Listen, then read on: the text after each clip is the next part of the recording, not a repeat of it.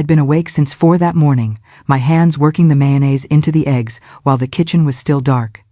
Egg salad sandwiches, David's favorite since he was 7 years old. I cut the crusts off the way he liked them, arranged them on my good silver tray, and told myself I was being useful. That grief could be managed if you just kept your hands busy. The house was full by noon. 40, maybe 50 people crowded into the living room David and I had picked out together when he was still in high school. Neighbors, his colleagues from the engineering firm, my church friends who'd watched him grow up, everyone speaking in those hushed funeral voices that made the air feel thick. I carried the tray through the hallway, past the photographs of David at every age, gap-toothed at 6, proud in his graduation gown, beaming on his wedding day. I found Vanessa near the dining table, her black dress perfect, her makeup flawless despite 3 days of what should have been unbearable grief. "Can I help you serve?" I asked quietly, lifting the tray slightly. I thought people might be hungry. She turned to me. Her eyes were winter. "You've done enough damage already." Her voice carried across the room, clear and cold as a bell. "Why don't you sit down and let the real family handle this?" The room died. Conversation stopped mid-sentence. Someone's coffee cup clinked against a saucer, too loud in the sudden silence. I stood there, holding my son's favorite sandwiches, feeling 40 pairs of eyes turn toward me. My mouth opened. I just wanted to help. He was my... "Your son?" Vanessa's smile was razor thin. "He couldn't stand being around you these last few years. He told me everything." The tray trembled. A sandwich slipped off the edge and fell to the carpet egg salad on the Persian rug my late husband had brought home 30 years ago. The rug David had promised to keep safe after his father died. No one moved. No one spoke. No one bent down to help me. I stood there in my own son's house, surrounded by people who'd known me for decades, and I understood something had shifted, something I couldn't see, something that made me the villain in a story I didn't even know I was part of. What had I done that was so unforgivable? What had David told her? And why would she choose today, the day we buried my only child, to destroy me in front of everyone I knew? I didn't know it then, but I was about to find out. 2 weeks before David died, I'd called to ask about Thanksgiving. It would be our first without his father. The table would feel too big, too empty, but I thought maybe having them there would help. I'd make the turkey the way David liked it, with that apple cider brine his dad had perfected. I'd set out the good dishes. We'd try to find something to be grateful for. "I don't know, Mom," David had said. His voice sounded tired, distant. "Vanessa has her family coming over. It's complicated." "You could come for just an hour," I'd pressed gently. "Just for pie." The pause stretched too long. "I'll ask her." He never called back. 3 days later, he was gone. Massive heart attack at 42. The doctor said it was fast, painless, as if that mattered. The funeral was a Tuesday. By Thursday morning, I couldn't get into the house. I'd driven over with an empty box, planning to collect a few things: photo albums from David's childhood, my grandmother's china that I'd stored in the basement, the baby clothes I'd saved in the attic, small things, memories in fabric and porcelain. The key didn't work. I stood on the porch my husband had rebuilt when David was 10, and turned the key again. And again, the lock didn't even catch. I pressed the doorbell, waited, pressed it again. Vanessa opened the door but didn't step aside. "The locks have been changed," she said simply. She was wearing yoga pants and one of David's old college sweatshirts. Her hair was pulled back. She looked almost casual. "I just need to get a few of my things," I said. "It won't take long." "Your things?" Her head tilted slightly. "This is David's house, was David's house, and according to the quitclaim deed he signed last year, it's now mine." The air felt thin. Quitclaim deed? David and I bought this house together. We were both on the title. "Not anymore." She smiled, but it didn't reach her eyes. "I'm sorry, Barbara. I know this is hard. But legally, I can't let you take anything without an attorney present. You understand." She closed the door. I heard the new lock click into place. I stood there on the porch for a long time, the empty box in my hands, trying to remember when I'd stopped being welcome in my own son's house. When I'd become the outsider. At the wake, Vanessa's sister, a woman named Claudia, who I'd met exactly twice, had stood near the refreshment table with two other women I didn't recognize. Their voices carried across the room like they wanted to be heard. "Some mothers just can't let go," Claudia had said, glancing toward me. "It's pathological, really. My sister's been dealing with it for years." I'd pretended not to hear. I'd smiled at the church ladies. I'd accepted condolences. I'd played the role of the grieving mother while being told, in a dozen subtle ways, that I had no right to grieve at all. That night, alone in my house, I did what I'd been avoiding. I retraced the last 5 years, looking for the moment I'd lost him. Had I called too much? Twice a week didn't seem excessive. Once on Wednesday, once on Sunday. Brief calls. "How are you? How's work? I made that soup you like if you want to stop by." Had I overstepped? I'd respected their space.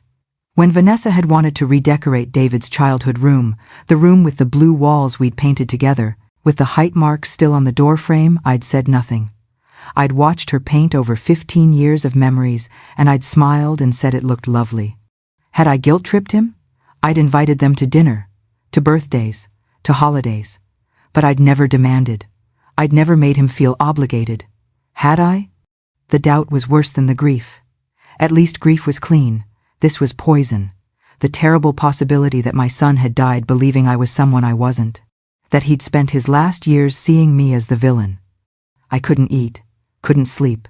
I kept picking up my phone to call him, forgetting for just a moment that he was gone, and then remembering all over again. On the third day, I called Marcus. Marcus had been David's best friend since college. They'd been roommates, been in each other's weddings, met for basketball every other Saturday morning. If anyone knew what David had really thought, it would be Marcus. He didn't want to talk about it. I could hear it in his voice, that careful, uncomfortable tone people use when they're trying not to hurt you. "Marcus, please," I said. "I need to understand. Did he say something about me?" The silence stretched. Then, "Barbara, I don't think this is—" "Please." He exhaled slowly. "Vanessa had him convinced you were controlling. She said you guilt-tripped him constantly. Made him feel like he was abandoning you if he didn't call or visit on your schedule." My stomach dropped. "That's not true." "I know," Marcus said quietly. "I tried to tell him that, but she was in his ear every day, and you were just there, you know? She made you the problem. Made it easier to pull away than to fight about it." I sat down at my kitchen table, the table where David had done his homework, where he'd told me about his first girlfriend, where he'd asked for advice about proposing to Vanessa. "Did he hate me?" I whispered. "No." Marcus's voice was firm. "No, Barbara. He loved you. He was just confused and tired." I should have let it go, should have thanked him and hung up. But something in his tone made me push. "Is there something else you're not telling me?" Another pause. Longer this time. "David called me 3 days before he died," Marcus finally said. "He sounded different. Clear, you know.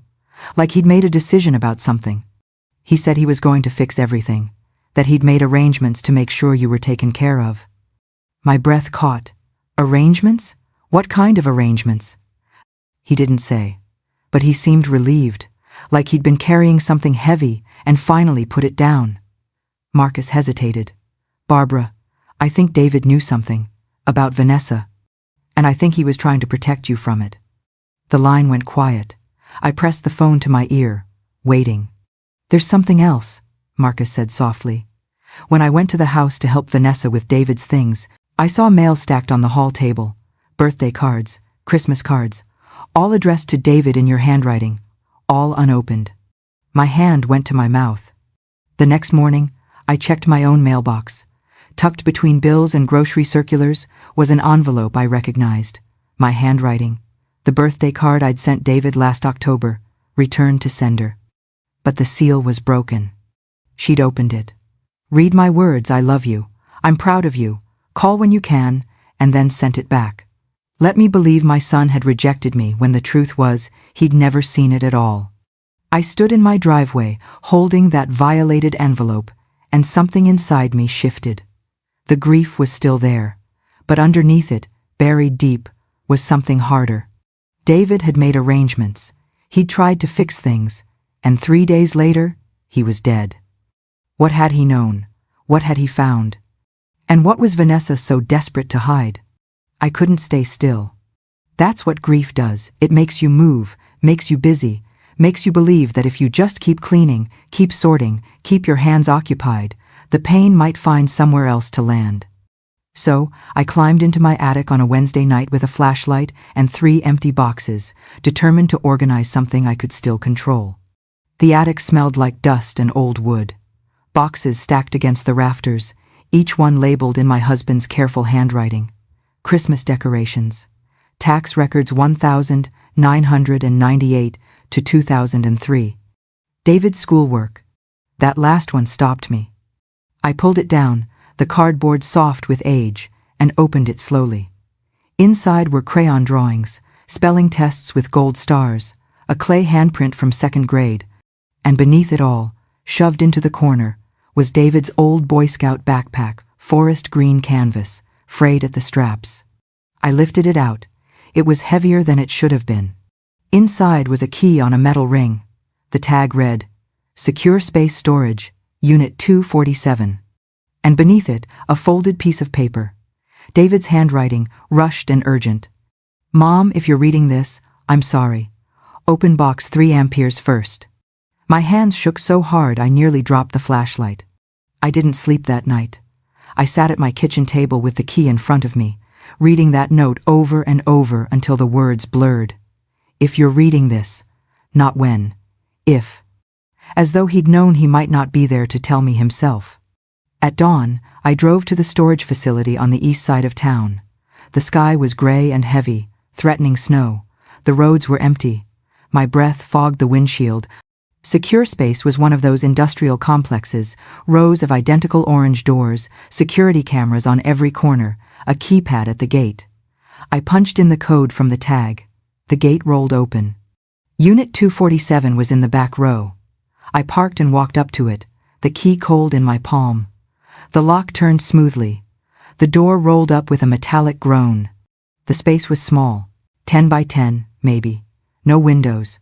A single overhead bulb that flickered on when I pulled the cord. Inside were 4 cardboard boxes, neatly labeled. A small safe, locked. And in the center, facing the door like it had been waiting for me, was a video camera on a tripod. A piece of tape on the camera read, Play me first. I stood there for a long moment, afraid. Afraid of what I'd see. Afraid of what I'd learn. Afraid that maybe I didn't want to know the truth after all. But I pressed play. The screen flickered. Then David's face filled the frame. He looked terrible. Thinner than I'd seen him in years. Dark circles under his eyes. His hair needed cutting. He was wearing a gray t-shirt I didn't recognize, sitting in a chair I didn't recognize, in a room I'd never seen. And when he spoke, his voice cracked. Mom, he said, if you're watching this, I'm gone, and Vanessa is probably telling you I hated you. I pressed my hand to my mouth. I need you to know. He stopped, swallowed hard. I never stopped loving you. Not for 1 second. Not ever. The tears came then, hot and fast, blurring my vision. I sank to the concrete floor, still holding the camera, unable to look away. He explained it all, how it had started slowly, Vanessa screening his calls, saying I'd called when I hadn't, telling him I'd said things I never said. How she'd convinced him I was trying to control him, guilt him, manipulate him into choosing me over her. She told me you said she wasn't good enough for me, David said, his voice flat. That you'd never accept her. And I believed it, Mom. God help me, I believed it. He rubbed his face, looked directly at the camera. At me. By the time I realized what she was doing, I was in too deep. She'd isolated me from you so completely that I didn't know how to get back. Every time I tried, she'd create a crisis. A fight. A reason I couldn't call. He leaned forward, elbows on his knees. 3 months ago, I hired a private investigator. Because I started noticing things. Charges on our credit card I didn't recognize. Late-night phone calls she'd take in the garage. The way she'd smile at Greg, my business partner, when she thought I wasn't looking. My stomach turned. The PI confirmed it. She's been having an affair with Greg for 2 years. They've been siphoning money from my accounts, forging my signature on documents. David's jaw tightened. She tried to get me to sign a quitclaim deed on the house, our house, the one you and I bought together. Said it was for tax purposes. I refused, so she forged it anyway. He stood up, walked out of frame for a moment. When he came back, he was holding a accordion file folder. Everything is in box 3 amperes, photographs, bank statements, emails between her and Greg planning their exit strategy. They were waiting for me to die, Mom. Or they were going to leave me bankrupt and broken. Either way, they wanted me gone. I watched the timestamp. This was recorded 3 months before he died. 3 months he'd carried this weight alone. I've redrafted my will with a lawyer Vanessa doesn't know about. Patricia Holloway in Baltimore. She has the original. Everything goes to you, the house, the cars, the trust fund Dad left me that Vanessa thinks she's getting. He smiled, but it was sad. Exhausted. You always said that Mustang should stay in the family. It's yours now, and the Tesla, and $400,000 that Vanessa has already spent in her head. He sat back down, looked at the camera, at me. His voice broke. I should have protected you from her. I was weak, I let her poison me against you, and I'll regret that for the rest of my life. He wiped his eyes with the heel of his hand. I'm sorry, Mom. I'm so sorry. I reached out and touched the screen, my fingers trembling against his face. There's a lawyer named Patricia Holloway in Baltimore, he said. She has everything. The will, the evidence, instructions for how to proceed. He paused, leaned closer. But Mom, be careful. Vanessa is dangerous when she's cornered. Don't confront her alone. Don't tell her what you know until you're ready. The video ended. The screen went black. I sat in that storage unit for a long time, my face wet, my chest heaving with sobs I couldn't control, my son's voice still echoing in the small space. He hadn't died hating me. He'd died trying to save me. And now, somehow, I had to be strong enough to finish what he started. To honor the truth he'd fought so hard to protect, to expose the woman who'd stolen years from both of us. I opened box 3 amperes. Inside were folders organized by date, each one labeled in David's precise handwriting. Bank records, email printouts. Photographs of Vanessa and Greg, taken through car windows, in restaurant parking lots, outside a hotel I recognized. At the bottom was a sealed envelope addressed to me. I opened it with shaking hands. Mom, by the time you read this, you'll know everything. I'm sorry I waited so long. I'm sorry I didn't trust you enough to tell you sooner. But I need you to do something for me now. Fight. Don't let her win. Don't let her erase me or rewrite our story. You're stronger than you think. Always have been. I love you, David. I folded the letter carefully, put it in my pocket, looked at the boxes of evidence my son had gathered in secret while his heart was failing and his wife was planning his destruction. I wasn't the helpless, grieving mother Vanessa thought I was anymore. I was a mother with proof, with purpose, with a son who'd given me one last gift. The truth. And I was going to make sure everyone heard it. The certified letter arrived on a Monday morning. I'd been making coffee when I heard the knock, sharp, official, the kind that makes your stomach drop before you even open the door. The postal worker had me sign for it, handed me the stiff envelope, and walked away without meeting my eyes. Inside was a single page on expensive letterhead. Law offices of someone I'd never heard of. The language was cold and legal, but the message was clear. Stop harassing Vanessa by asking mutual friends about David's estate. Stop spreading rumors. Stop interfering with her grief. If I didn't comply, she would seek a restraining order. I read it twice, standing in my kitchen, the coffee maker gurgling behind me. The signature at the bottom was hers, that looping, theatrical handwriting she used on Christmas cards. She was escalating, which meant she was afraid. Good. I picked up my phone and called the number David had given me. Patricia Holloway answered on the second ring. Miss Holloway, this is Barbara Chen, David's mother. I've been expecting your call, she said. Her voice was warm but professional. The voice of someone who'd handled 1,000 difficult situations and knew how to navigate them all. What's happened? I told her about the letter, about the locks being changed, about Vanessa's claim to the house and her systematic erasure of me from David's life. Patricia listened without interrupting. When I finished, she said, Do you have the storage unit contents? Yes, All of it. Good. Here's what we're going to do. I could hear papers rustling on her end. David's will is valid, properly notarized, and supersedes any claims Vanessa is making. The quitclaim deed she's referencing is a forgery. David never signed it, and we can prove that. But right now, she doesn't know what you know. She threatened a restraining order. Let her try. Patricia's tone sharpened. Don't engage yet. Let her overplay her hand. Every move she makes, every threat, every lie, it all becomes evidence. Document everything. Save texts, emails, voice messages. If she calls, record it. You're in a one-party consent state, so that's legal. I grabbed a pen and started taking notes on the back of an envelope. What else? I asked. Get statements from anyone who can testify to her behavior. Neighbors who've seen her with this Greg person. Friends who witnessed how she treated you. Build the case brick by brick. When we walk into court, I want her blindsided. Something in my chest loosened. For the first time since David died, I wasn't alone. How long do we have? I asked. As long as it takes. But Barbara, Patricia paused. Be careful. People like Vanessa are dangerous when they feel cornered. Don't confront her. Don't let her know you're preparing. Just watch. And wait. I promised I would. The next 3 weeks were strange. I moved through my life like I was playing a role. The grieving mother, the confused widow, the woman everyone pitied but nobody quite trusted anymore. I went to church on Sundays and let the congregation offer their condolences. I smiled at the grocery store when people asked how I was holding up.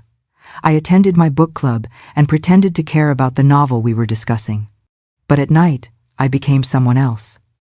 I spread David's documents across my dining room table, bank statements, email printouts, photographs, and organized them into folders.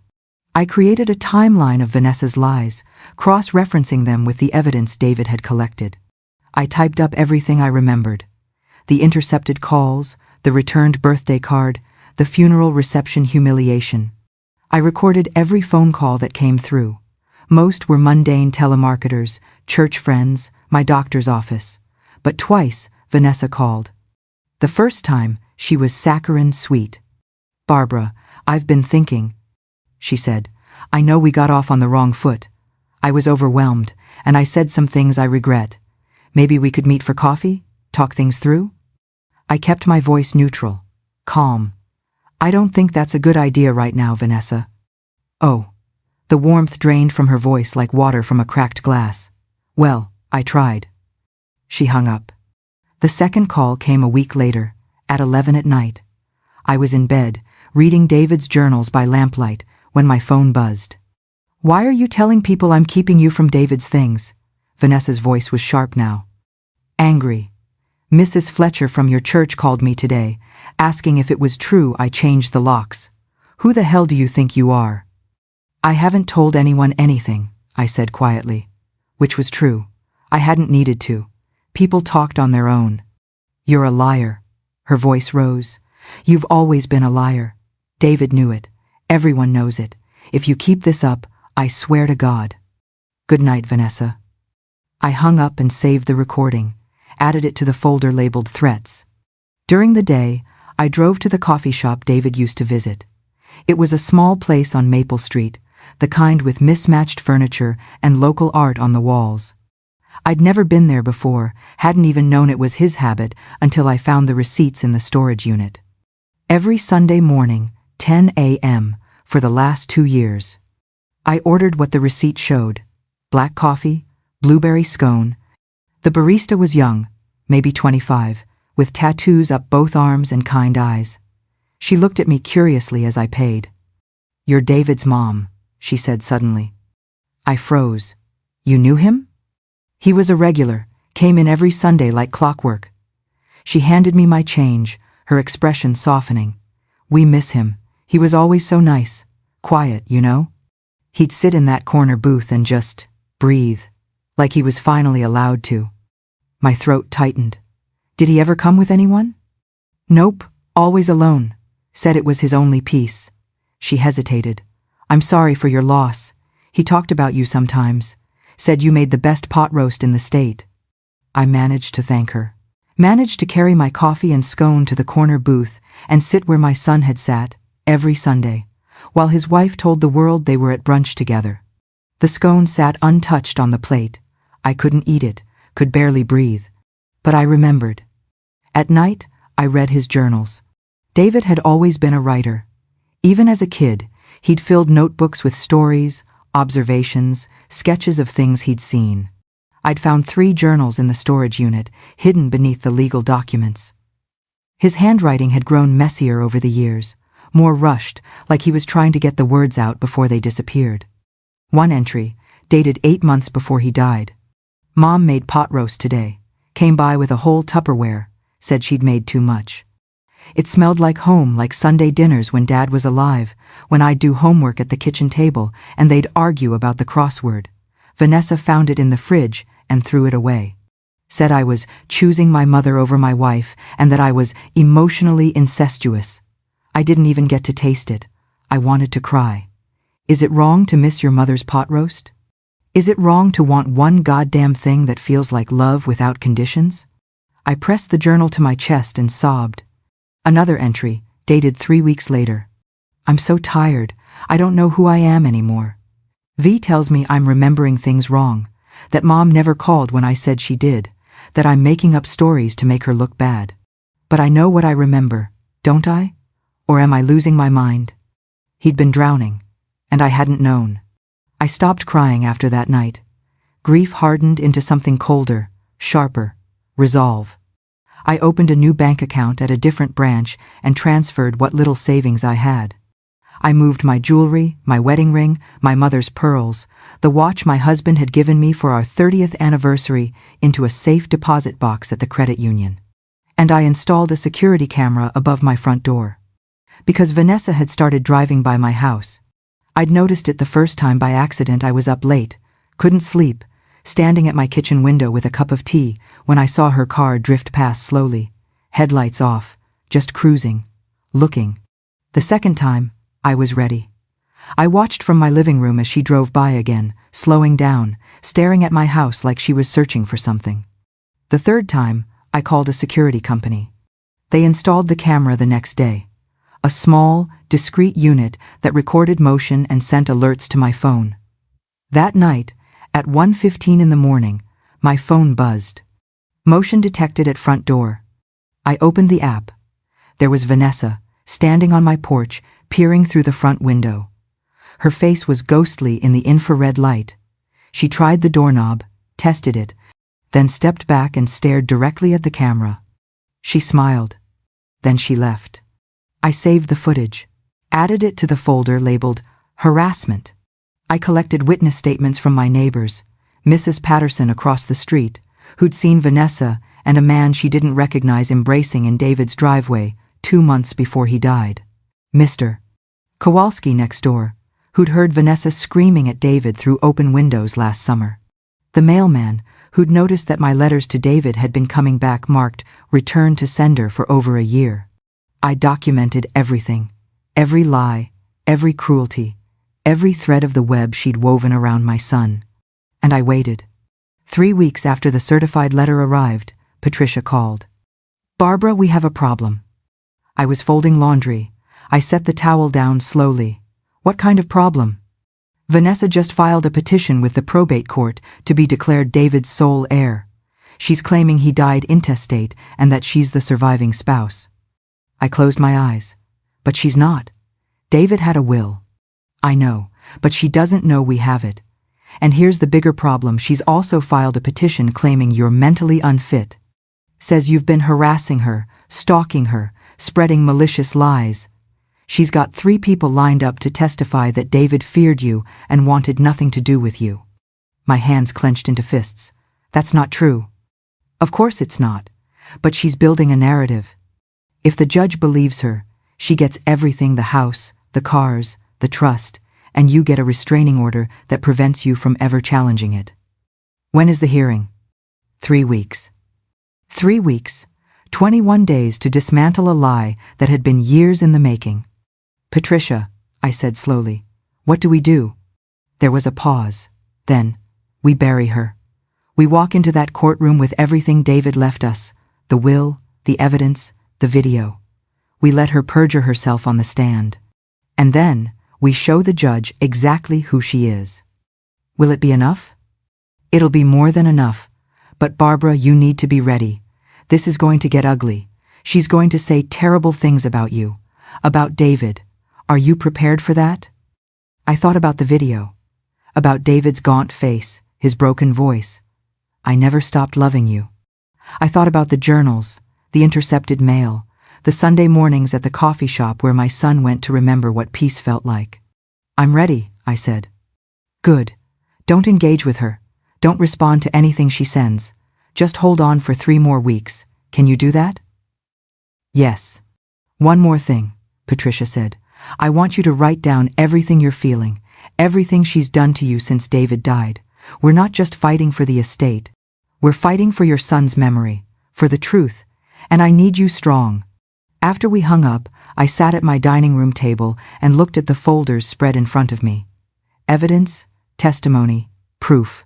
David had built this case, brick by brick, even as his heart was failing. He'd done it to protect me, to save me from the woman who'd stolen years from both of us. Now it was my turn. I opened my laptop and started typing. The truth, all of it. Every humiliation, every lie, every moment I'd stood helpless while Vanessa rewrote my life. 3 weeks until the hearing.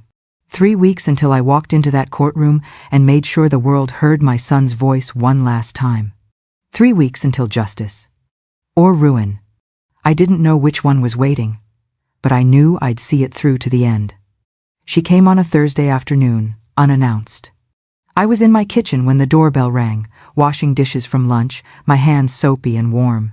Through the window I could see her car in my driveway, David's Tesla, the one she'd claimed as her own gleaming white in the autumn Sunday. I dried my hands slowly, checked the security camera feed on my phone. There she was on my front porch, holding a bouquet of white lilies. The same flowers from David's funeral. I opened the door but didn't step aside. Barbara. Her voice was soft, almost tremulous. She held out the lilies like an offering. Can we talk? I think there's been a misunderstanding. I looked at the flowers, at her perfectly composed face, at the way she stood with her shoulders slightly hunched, like she was trying to make herself smaller, less threatening. What kind of misunderstanding? I asked. Please. She gestured past me, into my house. Can I come in? Just for a few minutes. I need to explain. Every instinct told me to close the door, to tell her to leave. But Patricia's voice echoed in my head. Let her overplay her hand. I stepped aside. She walked into my living room like she'd been there 100 times before, though this was only her 3rd visit. The first had been when she and David had gotten engaged. The second had been 2 Christmases ago, a brief, awkward dinner where she'd complained about the dry turkey and left before dessert. Now she settled onto my couch, the same couch where David had built pillow forts as a child, and set the lilies on the coffee table.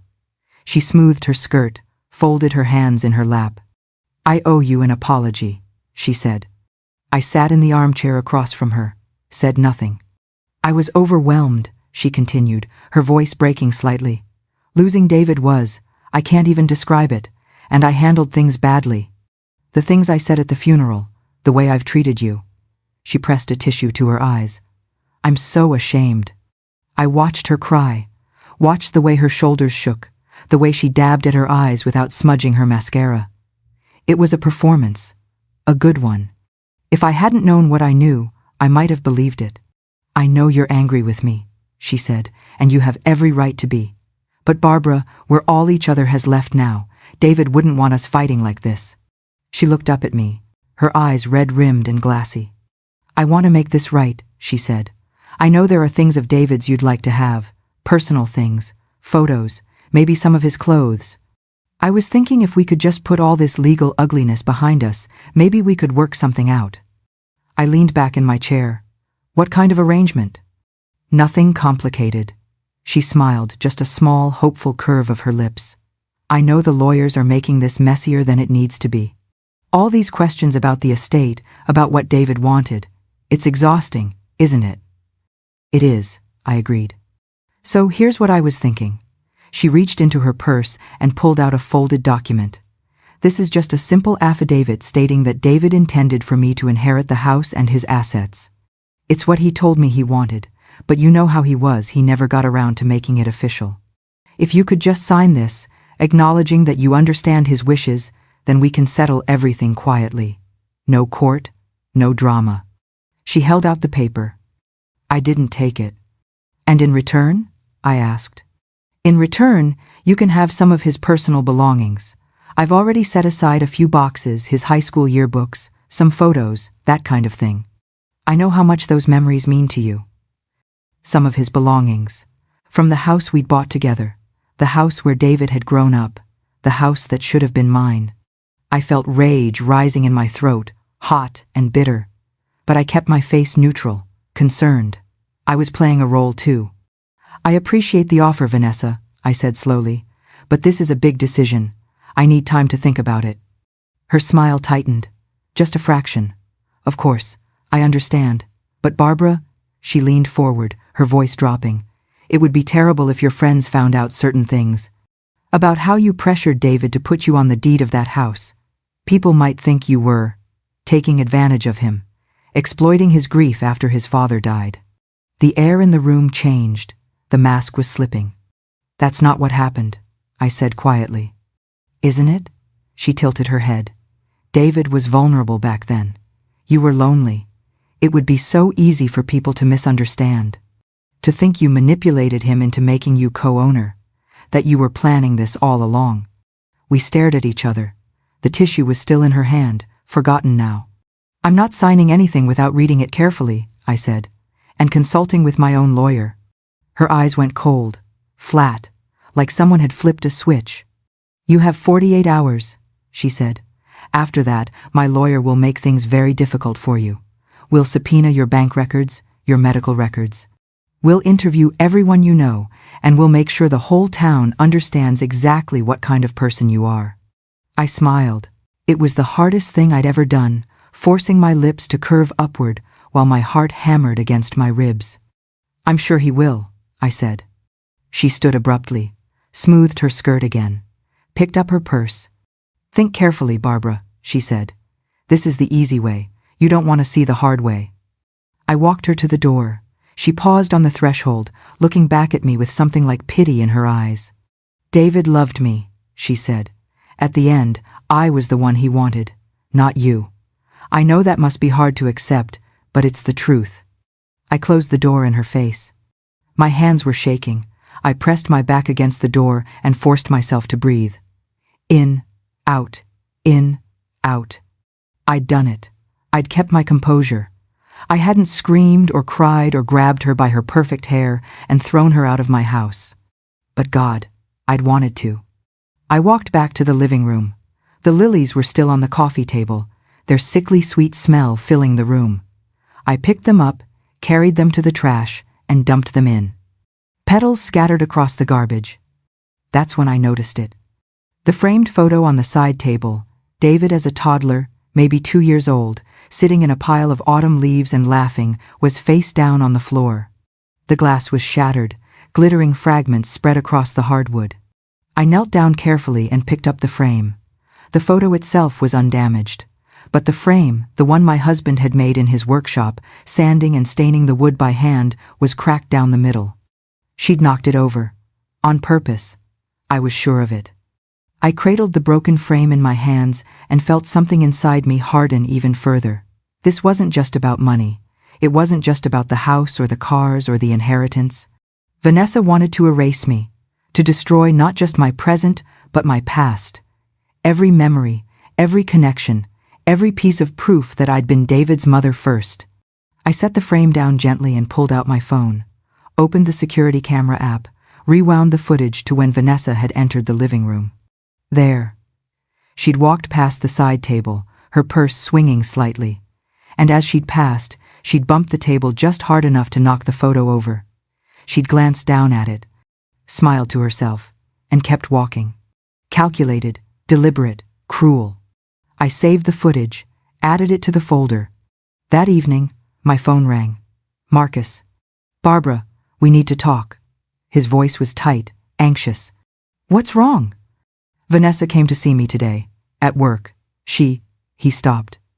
Took a breath.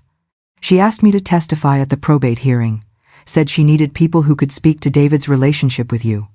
My stomach dropped. What did she want you to say? That you were controlling, manipulative, that David was afraid of you. He sounded sick. Barbara, she offered me money.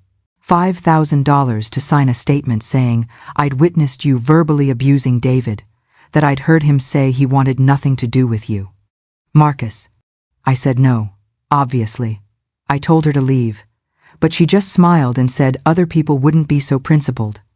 That she had 3 witnesses lined up already who'd say whatever she needed them to say. I closed my eyes. Who?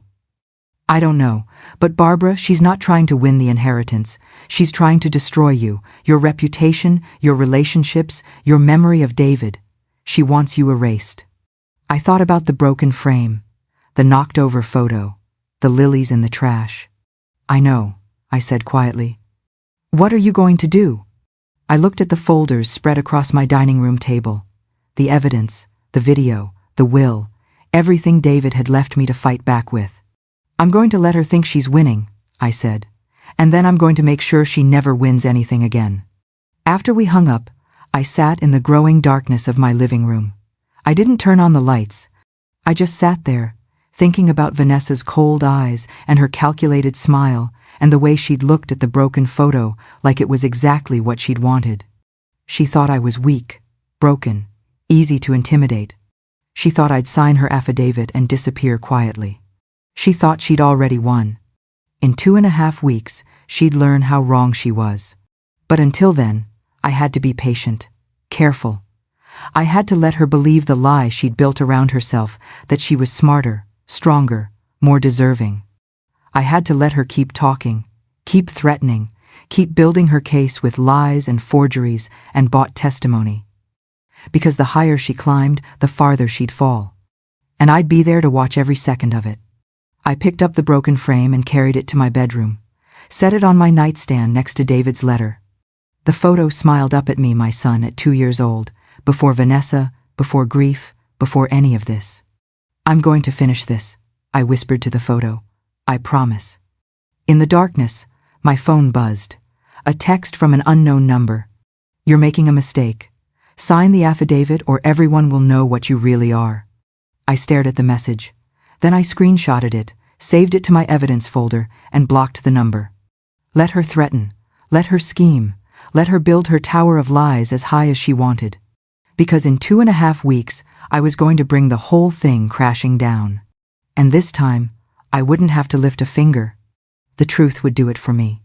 The courtroom was full. I hadn't expected that. Patricia had warned me there might be press. Probate hearings were usually public record, but I hadn't imagined this. Every seat in the gallery was occupied. Vanessa's family filled the left side. Her parents, her sister Claudia, cousins I'd never met. My church friends clustered on the right, their faces sympathetic but uncertain. And in the back, 2 local reporters with notebooks open, pens ready. Vanessa had made sure of it. She'd wanted an audience for my destruction. I sat in the front row behind Patricia, my hands folded in my lap, my spine straight. I'd chosen my clothes carefully that morning, a simple navy dress, my mother's pearl necklace, minimal makeup. I wanted to look like what I was, a grieving mother, not a manipulator, not a villain. Vanessa sat at the plaintiff's table with her lawyer, a sharp-suited man named Richard Carver, who'd made his career defending the indefensible. She wore black, always black, and kept a tissue pressed to her eyes, the picture of devastated widowhood. The judge entered. We all stood. Judge Catherine Morrison was in her 60s, gray-haired and stern-faced, the kind of woman who'd heard every lie and seen every performance. She took her seat, adjusted her glasses, and reviewed the case file in silence. We're here regarding the estate of David Michael Chen, she said finally. Mrs. Vanessa Chen is petitioning to be declared sole heir, claiming the deceased died intestate. Mrs. Barbara Chen is contesting. Mr. Carver, you may proceed.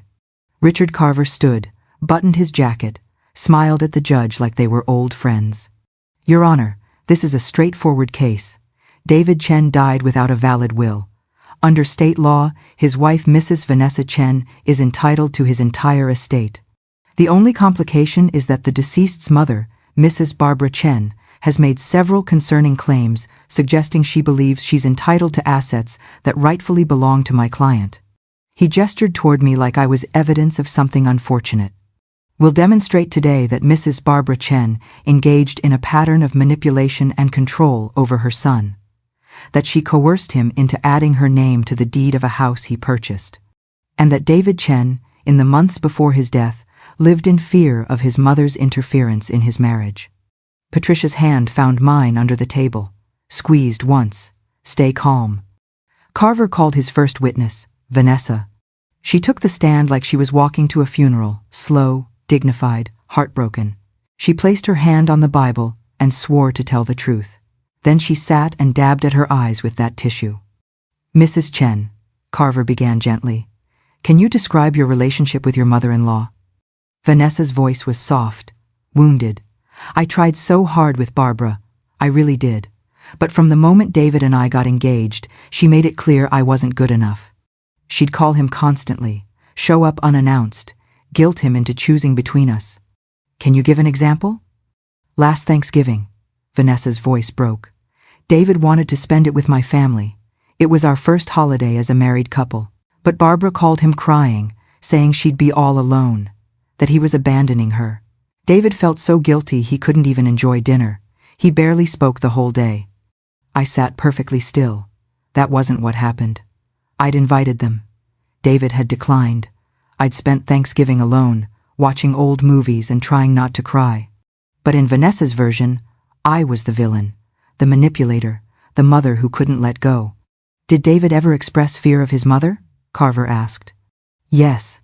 Vanessa nodded, fresh tears spilling. He said he felt suffocated, that no matter what he did, it was never enough for her. That she made him feel like a bad son if he didn't drop everything whenever she needed something. Lie. After lie. After lie. Carver approached the bench and handed the judge a document.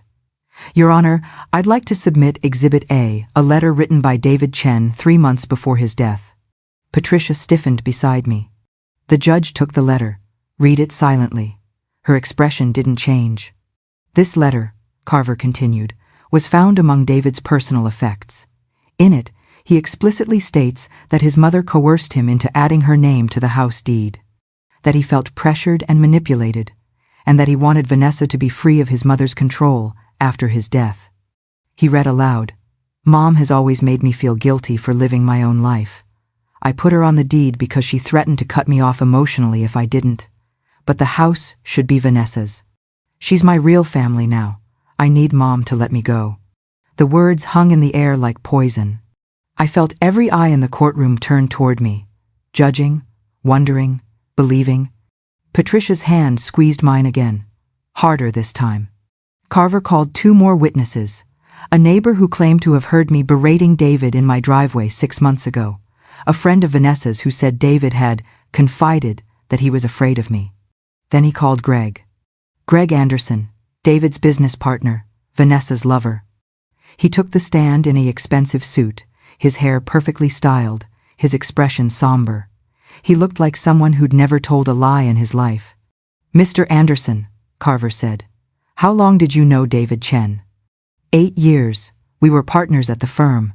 But more than that, we were friends. Did David ever discuss his mother with you? Greg nodded slowly. He did. He said she was controlling, that she used guilt as a weapon, that he felt trapped between loyalty to her and his marriage to Vanessa. Did he express specific fears?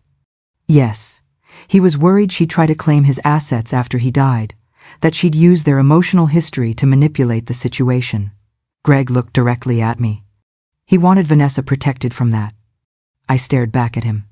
This man who'd been sleeping with my son's wife, who'd helped steal from David's accounts, who was sitting in that courtroom committing perjury without a flicker of conscience. Carver rested his case. The courtroom buzzed with whispers. I could feel the judgment, the doubt, the narrative Vanessa had built so carefully that I was the monster and she was the victim. The judge looked at Patricia. Does the defense wish to present evidence? Patricia stood, smoothed her jacket, And when she spoke, her voice cut through the whispers like a blade. Your Honor, we'd like to submit new evidence, a video recording made by David Chen himself, 3 months before his death. The courtroom went silent. Vanessa's face drained of color. Her lawyer leaned over and whispered urgently in her ear. Objection, Carver said, standing quickly. We weren't informed of any video evidence during discovery. The video was found in a storage unit, paid for by the deceased, Patricia said calmly. Mrs. Barbara Chen only discovered it 2 weeks ago. We submitted notice to opposing counsel within the legally required time frame. The judge considered. Objection overruled. I'll allow it. The bailiff wheeled in a screen and projector. Patricia handed him a USB drive. The lights dimmed slightly. I couldn't breathe. Couldn't move. This was the moment David had prepared for. The moment everything would change. The screen flickered to life. And there was my son. The courtroom gasped softly. David looked tired, thinner than anyone remembered him. Dark circles under his eyes, but his voice was clear. Strong. Mom, he said. If you're watching this, I'm gone. And Vanessa is probably telling you I hated you.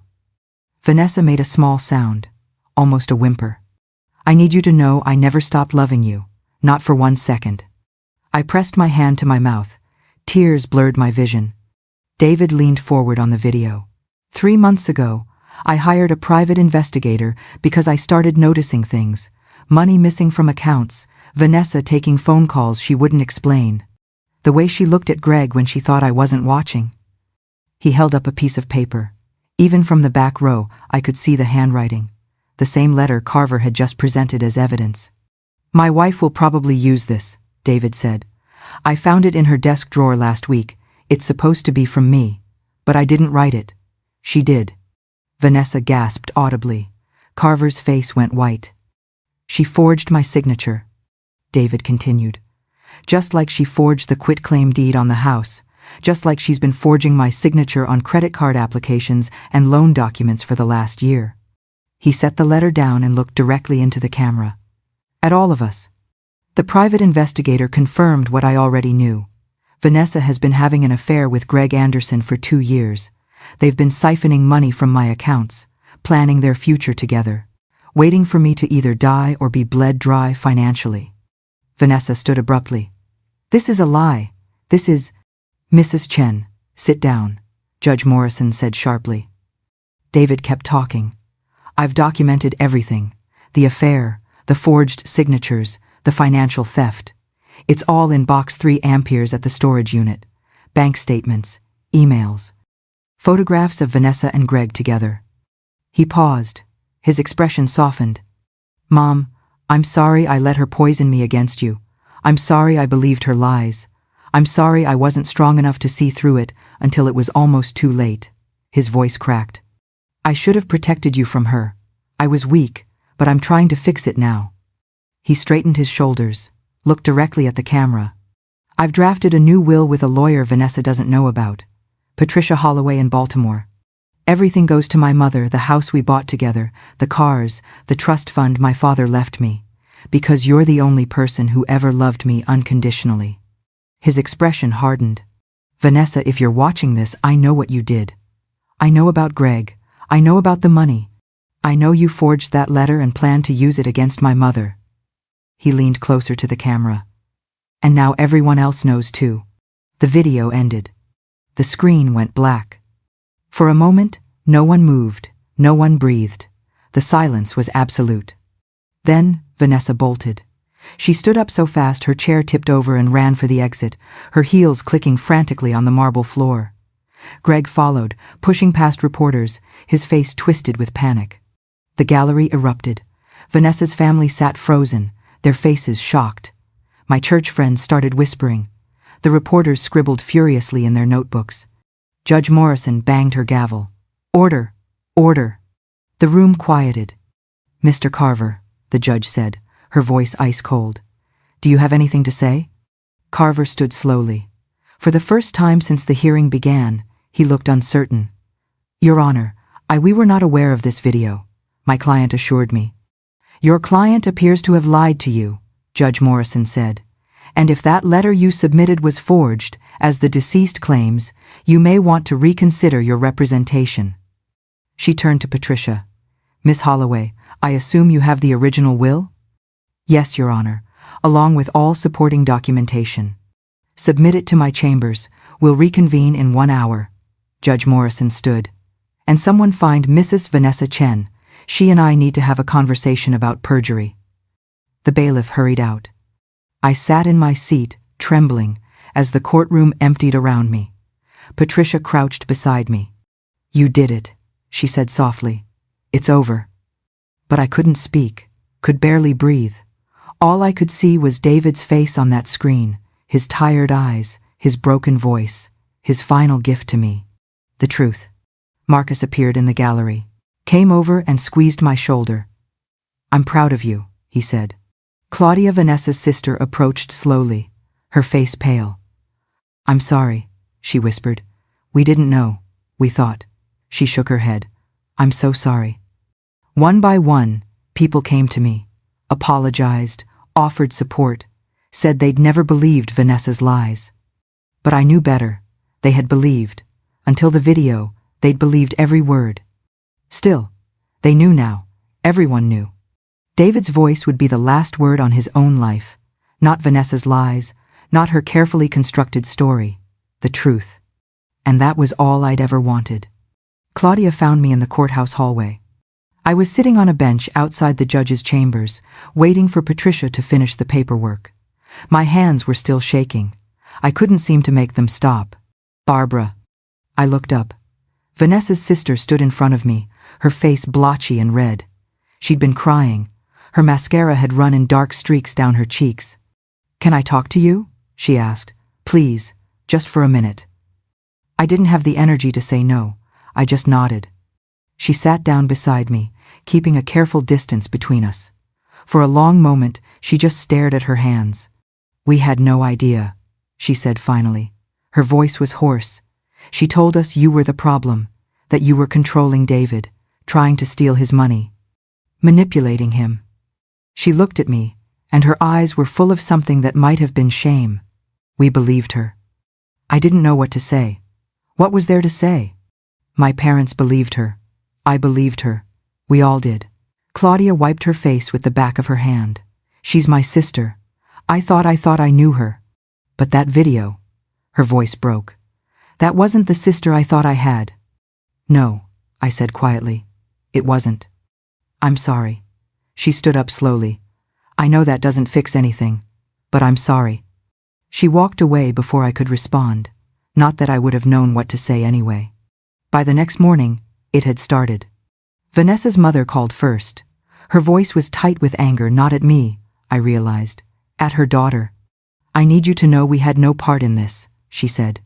We were lied to, we were used, and we are horrified by what Vanessa did. I listened, murmured something appropriate, hung up feeling more exhausted than before. Then Vanessa's father called. He apologized for 20 minutes straight, his voice thick with something that sounded like grief. We loved David, he kept saying. We thought he was happy. We thought he couldn't finish. By noon, 3 more family members had reached out. Cousins, an uncle, all of them apologizing, all of them distancing themselves from Vanessa like she carried something contagious. The story hit the local paper that afternoon. I didn't read it at first. Marcus brought it over, folded carefully so I could see the headline. Widow's Lies Exposed in a State Battle. There was a photo of the courthouse, a smaller photo of David, taken from his company website. You don't have to read it, Marcus said gently. But I did. I sat at my kitchen table and read every word. The article was factual, clinical. It laid out the forged documents, the affair with Greg Anderson, the systematic isolation of David from his mother. It quoted from David's video, carefully selected lines that painted Vanessa as exactly what she was. A manipulator, a liar, a thief. The comments section online was worse. Hundreds of people, strangers, who'd never met David or Vanessa or me, weighing in with their opinions, calling her a monster, a gold digger. Worse things I couldn't bear to read. By evening, Vanessa's social media accounts had been flooded, people leaving angry messages, former friends publicly cutting ties. Someone had found old photos of her and Greg together and was sharing them with captions like, "Guess the affair started earlier than she admitted." Within 24 hours, she deactivated everything. Facebook, Instagram, even her LinkedIn. Gone. Like she'd been erased. And Greg's wife filed for divorce. That news came through Patricia, who'd heard it from Greg's lawyer. Jennifer Anderson, a woman I'd never met but felt sorry for anyway, had named Vanessa as co-respondent. The affair was now part of public record. Another headline, another scandal. Everyone wanted to know how I felt. Neighbors stopped me at the grocery store. "You must be so relieved," they said. "You must feel vindicated." Church friends called. "Justice was served," they told me. "God saw the truth." A local reporter left 3 voicemails asking for an interview. "We'd love to hear your side of the story, Mrs. Chen. How does it feel to finally be believed?" I didn't call back. Because the truth was, I didn't feel triumphant. I didn't feel vindicated or relieved or any of the things people expected me to feel. I felt empty. David was still gone. Vanessa's lies had been exposed, her reputation destroyed, her family turned against her. But none of that brought my son back. None of it gave me another Sunday morning to make pancakes and do crosswords together. None of it let me hear his voice one more time, not recorded, not scripted, just him. At night, I'd walk through the house. Our house. The one David and I had bought together when he was 17 and dreaming of college. Every room felt wrong, too quiet, too full of absence. His childhood bedroom was exactly as he'd left it before he moved out. Blue walls, that growth chart still on the doorframe, boxes of old books stacked in the closet. Vanessa had never touched this room. Maybe she'd known it wasn't hers to change. I'd stand in the doorway sometimes and try to remember him at 10 years old, sprawled on that bed doing homework. Or at 15, moody and distant, his door closed against the world. Or at 20, packing up for his first apartment, promising to visit every weekend. He'd kept that promise. For a while. Until Vanessa. I didn't cry during the day. I moved through the practical matters with a kind of mechanical efficiency that surprised even me. Patricia helped me transfer the house deed into my name alone. The process took 2 weeks and required a mountain of paperwork, but eventually it was done. The house was mine, legally, officially. It didn't feel like victory, it just felt like bureaucracy. I sold the Tesla. I couldn't stand to look at it, couldn't stop thinking about Vanessa driving it, sitting where David had sat, touching things he'd touched. A dealer from 2 towns over gave me a fair price. I signed the papers and watched them drive it away. But I kept the Mustang. It was in the garage, covered with a tarp, exactly where David had left it. A 1967 fastback that he and his father had restored together over 3 years, cherry red with white racing stripes. His pride and joy. I couldn't drive it, could barely look at it, but I wasn't selling it, couldn't. Instead, I focused on something constructive. I used part of the trust to establish a scholarship fund at the local community college. The David Chen Memorial Scholarship for students in foster care or from difficult family situations. Kids who needed help but didn't have anyone to advocate for them. David would have liked that. He'd always had a soft spot for underdogs. The paperwork took weeks, forms and meetings and committee approvals. But when it was finally done, when the first scholarship was awarded to an 18-year-old girl named Maria, who reminded me so much of David at that age, hopeful and scared and determined, I felt something close to peace. Not happiness, but peace. One afternoon, I was going through the last box from the storage unit when I found it. An envelope. My name on the front in David's handwriting, sealed but never sent. My hands shook as I opened it. Inside was a letter. 3 pages, front and back, dated 2 weeks before he died. Mom, I don't know if I'll ever have the courage to give you this. Part of me hopes I will. Part of me hopes I'll fix things before I need to. I dream about your pot roast. Isn't that stupid? I'm 42 years old, and I dream about my mother's cooking like I'm 10. But it's not really about the food. It's about Sunday afternoons at the kitchen table, when Dad would read the paper and you'd hum while you cooked, and I'd do my homework, and everything was safe. I dream about Sunday mornings too, pancakes and crosswords, and you pretending you didn't know the answers so I could figure them out myself. Those were the best mornings of my life. And I let her take them from us. I'm sorry, Mom. I'm so sorry. I should have been stronger.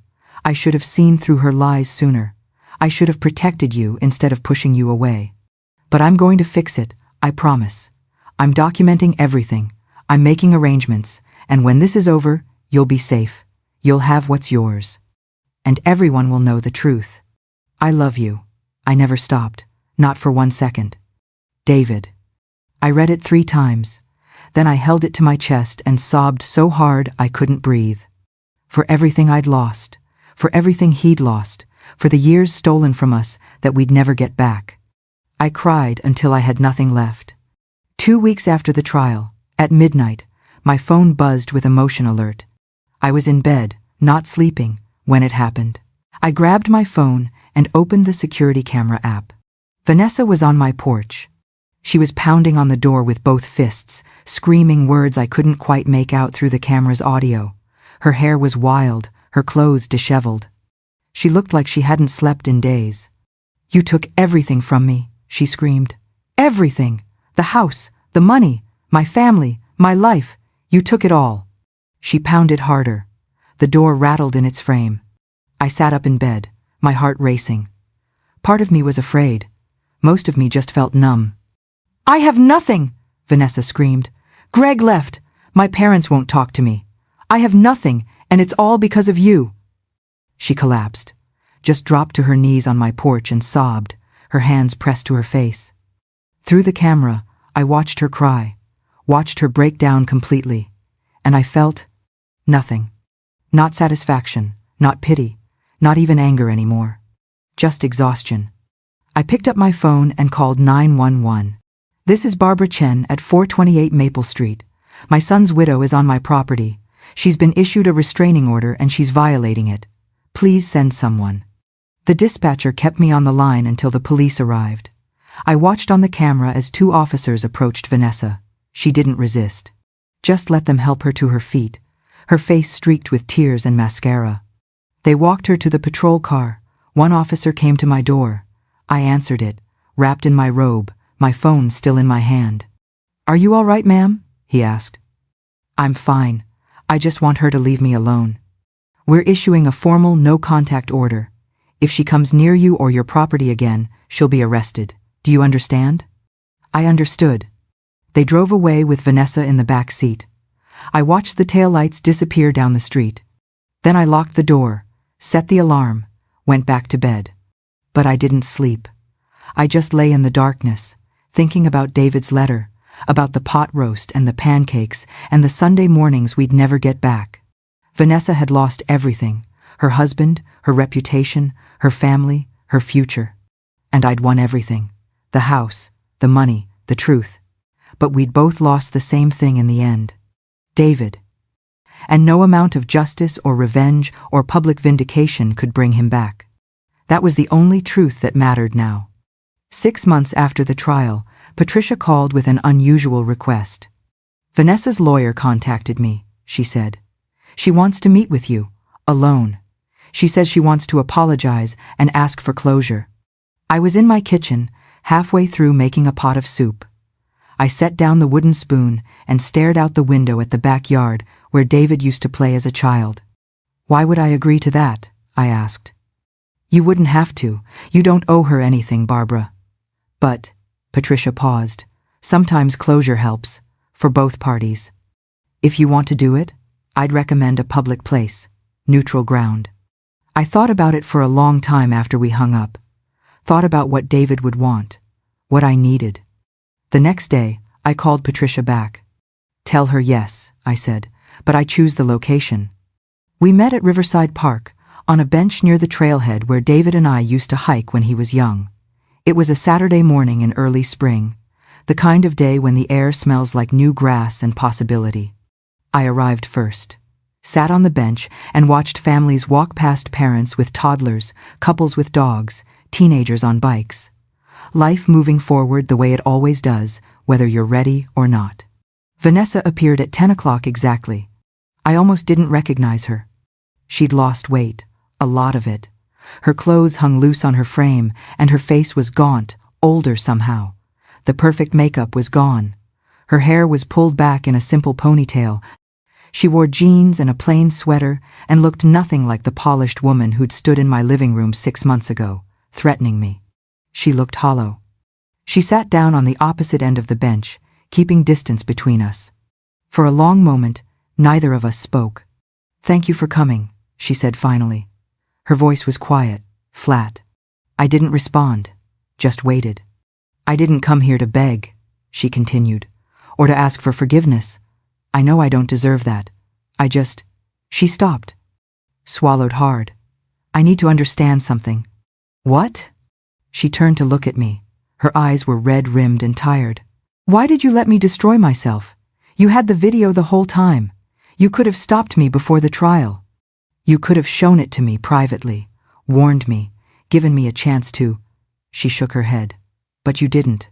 You let me perjure myself in front of everyone. You let me lose everything. Why?" I looked at her for a long moment.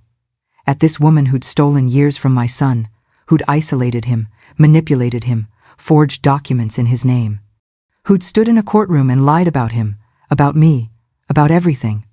"Because David needed me to be strong enough to let you reveal who you really were," I said. "He knew no one would believe me if I just accused you. He knew people would think I was a bitter, jealous mother. He needed the world to see it for themselves." Vanessa's face crumpled. "So you used me. You let me walk into that courtroom thinking I was going to win. And I let you tell the truth about yourself." I interrupted. "Every lie you told, every forged document you presented, every false witness you called, that was you. I didn't make you do any of it. I just gave you enough rope." She pressed her hands to her face. Her shoulders shook. I looked away, watched a little girl chase a butterfly across the grass, heard her mother call out to be careful. "I loved him," Vanessa whispered. "I know you don't believe that, but I did." I thought about that.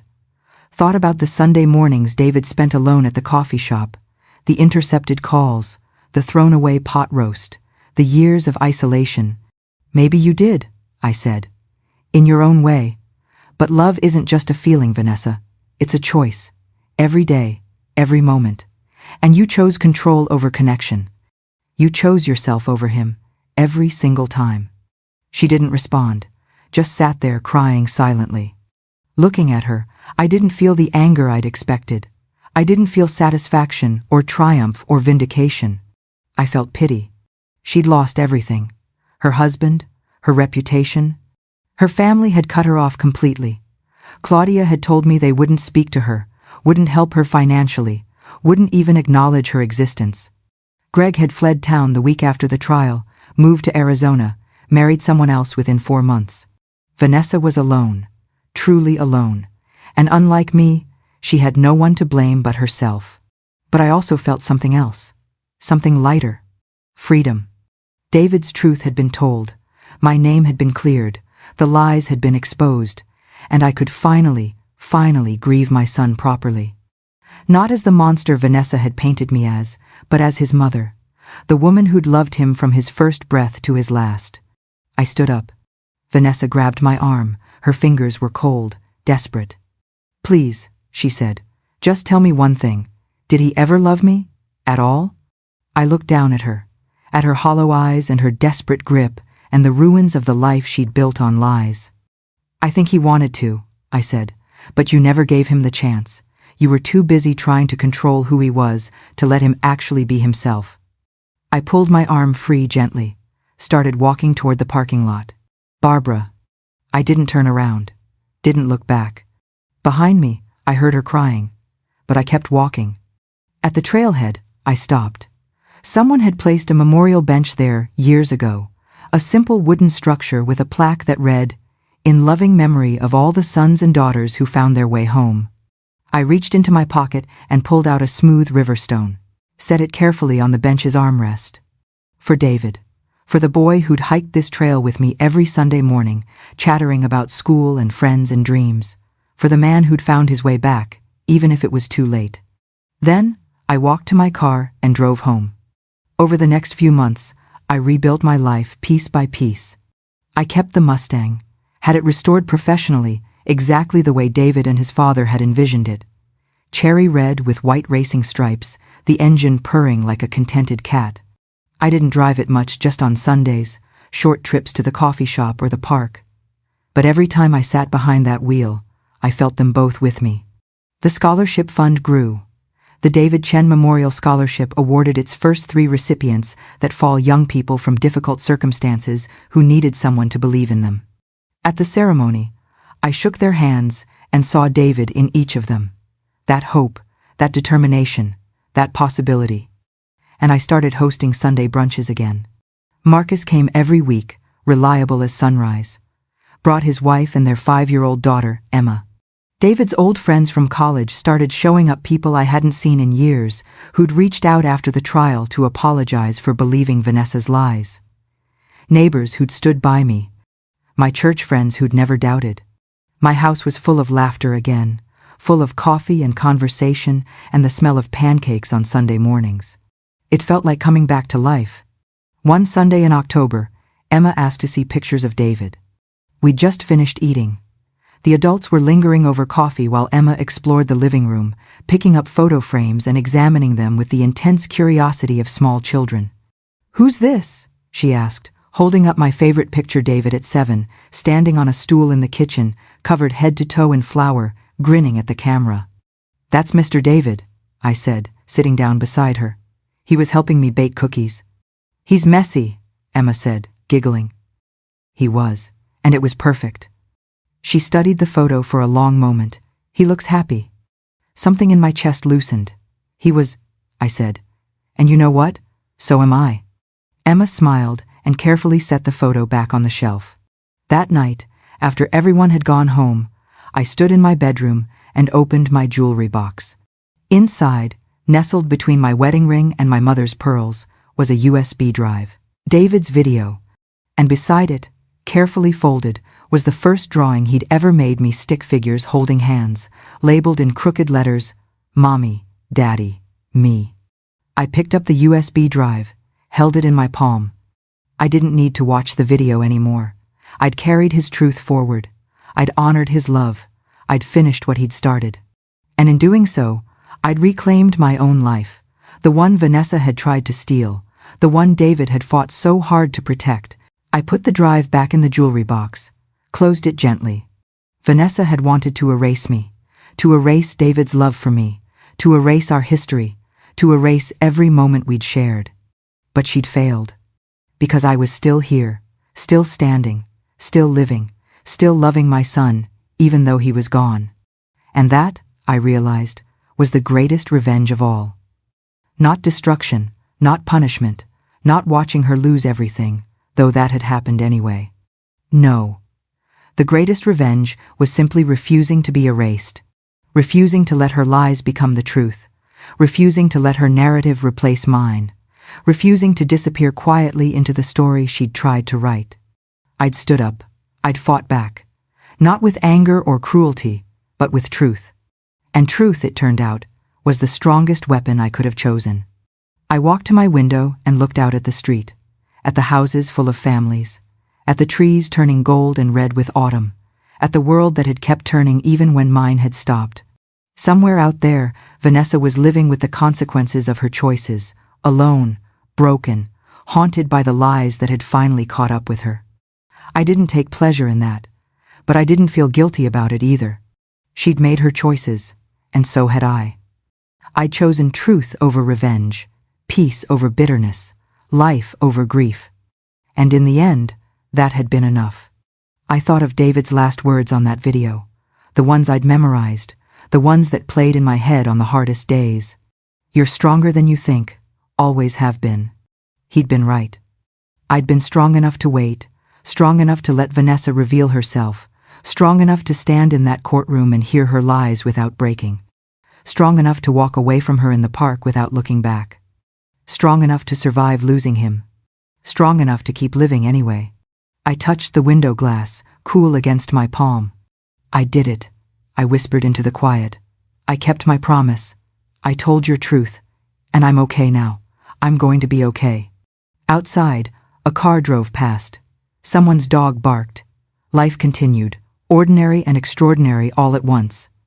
And for the first time since the day David died, I felt ready to be part of it again. Not the woman I'd been before, not the grieving mother Vanessa had tried to destroy, but someone new, someone stronger, someone who'd walked through fire and come out the other side.